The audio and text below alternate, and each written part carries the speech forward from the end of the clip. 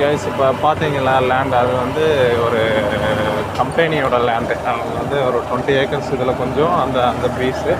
அதுக்கு ஆப்போசிட்டில் பார்த்தீங்கன்னா ஒரு 40 ஏக்கர்ஸ்க்குள்ளே தென்னந்தோப்பு வச்சுருக்குறாங்க போல்.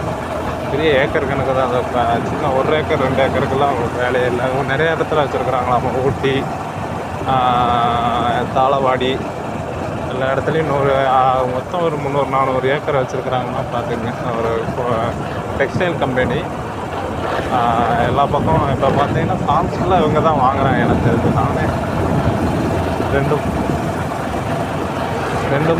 இந்த மாதிரி ஒரு 5-6-10 பேர்த்துக்கிட்ட பார்த்துருக்குறோம். இந்த மாதிரி பெரிய கார்பரேட் ஜெயிண்ட் மாதிரி சொல்கிறாங்களா, கம்பெனி ஓனர்ஸ், அவங்க தான் அந்த லேண்ட்ஸ் எல்லாம் வாங்குகிறாங்க. நம்ம வந்து அப்படியே லேண்டை வந்து கொடுத்துட்றோம். எந்த வழியில் வந்தோம்னு தெரியலையே. இந்த வழியில் தான் வந்திருக்கோம்.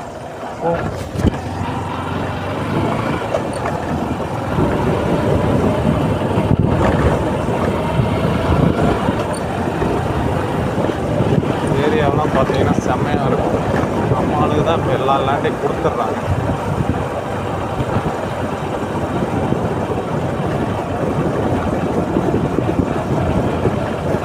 தான் வந்தோம். கடைசியில் பார்த்தீங்கன்னா சொல்கிறது ஒரு வைக்கிள் அந்த யூடியூப் வீடியோ கடைசியில் பெரிய பெரிய லேண்ட்லாம் கார்பரேட் ஜெயின்ஸ் கிட்ட தான் இருக்குன்னு சொன்னாங்க. பார்த்தீங்களா, அது உண்மை தான் போல்.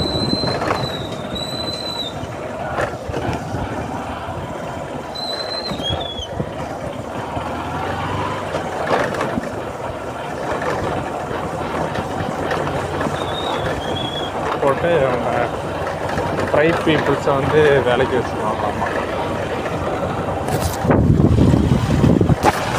பாருங்க, டிராக்டர் வந்து உழவு ஓட்டிக்கிட்டு இருக்கு. நம்ம மாதிரி சின்னதெல்லாம் அப்படியே சுருங்கிடும் போக. ஆனால் ஃபார்ம் லைஃப் தான் அமைதியான லைஃப், பீஸ்ஃபுல்லான லைஃப். ஆனால் நிம்மதியாக இருக்கலாம். நம்மளாட்டுக்கு வேலை செய்யணும். ஃபேக்ட்ரி ஓட்ட நம்ம அலாட் ஆச்சுன்னு போயிடும்.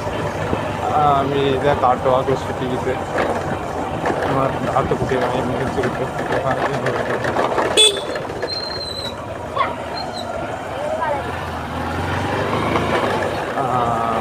ஜாலியாக போயிடலாம்.